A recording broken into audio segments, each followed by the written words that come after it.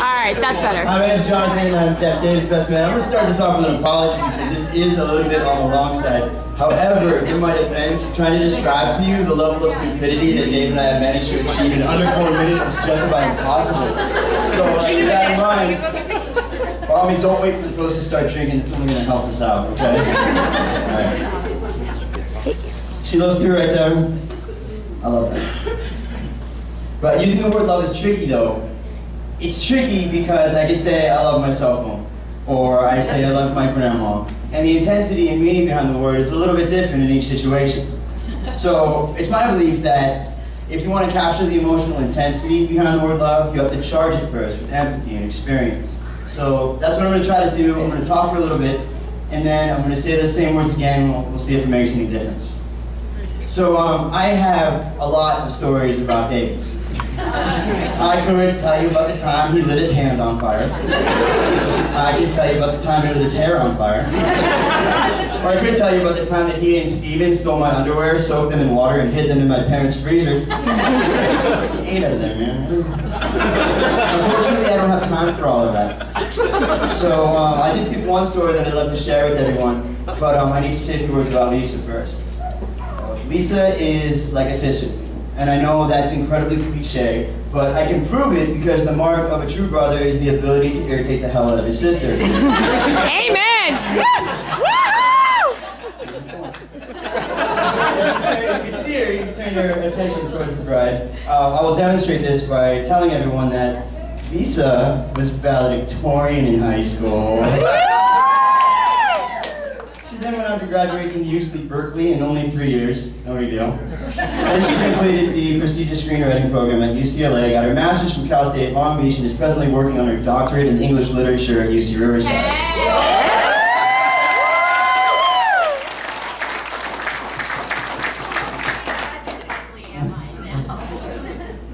It's simple, Lisa. If you want me to stop bragging about you, stop being awesome. That's an impressive list of accomplishments, but when I get to the end of it, I kind of laughed at myself a little bit because I think Lisa just married David, and at one point I saw David light his own hair on fire.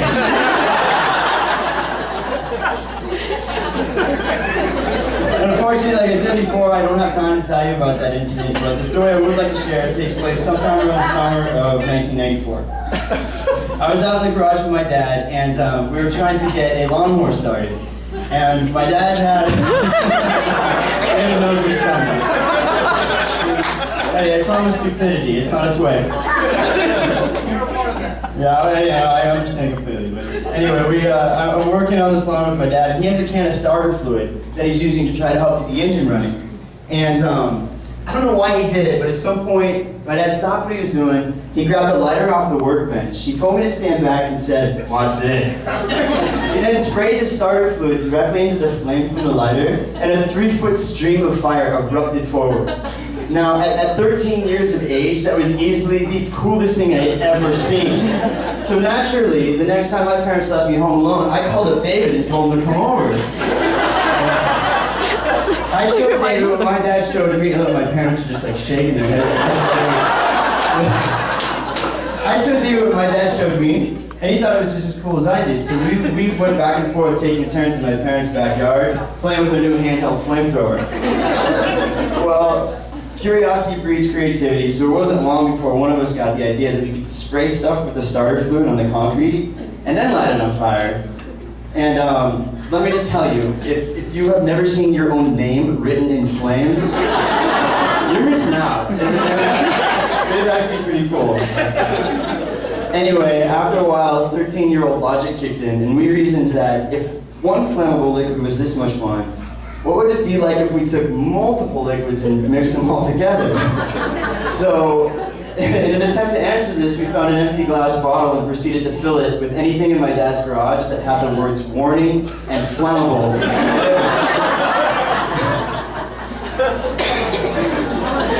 And they worried about me. Yeah. And they worried about me. All we needed at that point was a fuse. So we found a skinny piece of rope, but when we went to test it, we found out that it didn't really burn because it was coated in a thin layer of plastic. Not a problem, easy fix. We just grabbed a can of WD-40 and saturated the hell out of it. Well, we were fully invested and committed to this adventure. But we weren't really interested in burning down my parents' house. So in the interest of safety, we hopped on our bikes and we rode out to a nearby dirt field where we could set up our apparatus, light the fuse, and then take cover behind a wall of dirt. And that's exactly what we did. We set everything up, we lit the fuse, and then we ran for cover. Well, the WD-40 worked, but not in the way we thought it would, because although the fuse lit, it just crawled along the ground. And so you can imagine Dave and I just laying there in the dirt, watching with great anticipation for what we expected would be the biggest explosion since the end of World War II. So we watched, and this flame just crawled along the ground, inched its way up the side of the bottle, slowly rounded the lip, dropped down inside the bottle, and then absolutely nothing happened. After a couple of minutes, we started going back and forth trying to figure out what went wrong. Did the flame go out? Was it still inching its way towards the fluid? We didn't know. But at this point in the story, it's helpful to understand the fundamental similarity and the fundamental difference between Dave and I. We are both thinkers, believe it or not. We have that in common. We share that, we really do. However, the point in our respective decision-making processes in which the thinking actually takes place is different. So, for example, Dave is much more likely to think about something and then act on it, whereas I'm much more likely to just act and then think about what I did later. Knowing this should adequately explain why a few moments later, Dave was still behind cover while I found myself standing directly next to a glass bottle filled with flammable liquid and an open flame. I stared down into our little homemade Armageddon, and sure enough, the fuse was still lit, but the flame had stopped moving just below the lip of the bottle. So I see that it's still lit, and I yell that back to David. I go, "It's still lit!" Now, there is a very big difference between a good friend and a best friend, all right? In this situation, a good friend would have said something like, "Hey man, be careful." Right? But David's not good friend status. David's best friend status, and he didn't tell me to be careful at all. I told David this thing was still lit, and he yells back, "Kick it!"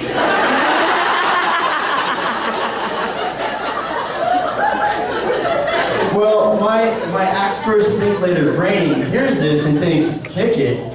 That's a great idea." So I take a few steps back, I get a running head start, I kick our little cocktail of destruction and send it spinning through the air. Well, the fluid inside spilled out, physics and chemistry took over, and the result was awesome. Dave and I stared up, wide-eyed and slack-jawed, as a cacophonous pinwheel of fire screamed across the summer sky. Now take that image and freeze it. Hold it in your mind's eye for a second. See the bottle, see the fire, see the dirt field, see Dave and I. Hold it for a second, and then take David out of it and try to retell the story. All of a sudden, instead of friendship and adventure, all you've got is a lonely kid with nothing better to do. Now take dozens and dozens of adventures like that and pepper them across nearly 20 years of friendship, and you can begin to understand the magnitude of the impact that David's had on my life. Believe it or not, this was not one of the times that David lit himself on fire. That bottle simply ran out of fuel and hit the ground harmlessly like a period at the end of a sentence. I tell that story to illustrate a point, but it's not particularly embarrassing to Dave. And it's really, really frustrating because I have so many embarrassing stories about this. But I thought long and hard about that problem, and I think I came up with a solution. I have in my hand a stack of 3x5 cards. And on each one of them is a story about Dave. Now, I would love to meet absolutely every person in this room, so at any point in the evening, please feel free to come up to me, ask to pick a card, and I will gladly share that story with you.